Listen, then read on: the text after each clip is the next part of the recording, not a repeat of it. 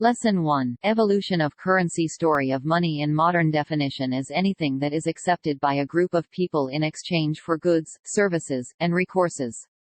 According to modern economists, money is defined by to play the following three roles. Money allows you to postpone purchase or consumption until a later date. Money allows to assign value to different goods without having to compare them. For example, instead of saying that a car is worth 6 horses, you can say that a car is worth 1,000 euros. Money acts as medium to indirectly trade goods or services. There is, however, a disagreement on whether money is an intangible concept or tangible, physical.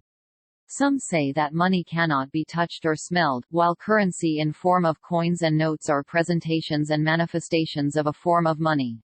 To better understand how modern money came to be, we need to briefly look at how money has evolved historically and took on the functions it has got today.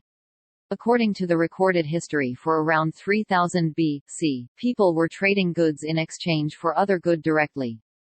They would, for example, trade fruit for food or some pairs of shoes for a goat, as so-called the barter system. It was immensely difficult to find someone who would want to exchange something you need, in exchange for what you have.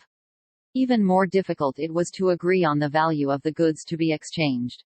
Later on, people started to use commodities such as wool, wheat, corn and etc. for trading. It was easier to maintain, carry and store these goods, and they were more widely accepted. These functions added even more to the value and demand for some commodities than others. Since these commodities functioned both as goods and mediums of exchange, consequently gold and silver coins were born as new mediums of trade, which had an even higher portability and storability. With the development and evolvement of human constitutions, coins were furthermore standardized and reached farther lands. Subsequently, vaster and more frequent territorial and cross-territorial trades were possible.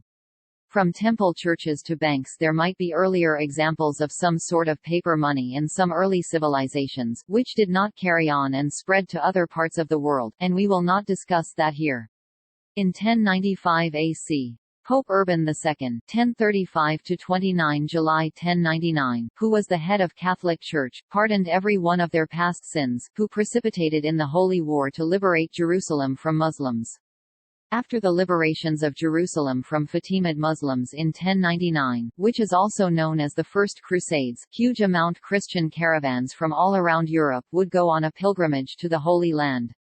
It would take them months to complete the journey, and they had to carry their wealth and expenses with them, which would make easy prey for looters and thieves. A later established group within the Crusaders, known as the Templar Knights, took Masonic vows to protect the pilgrims and their roots.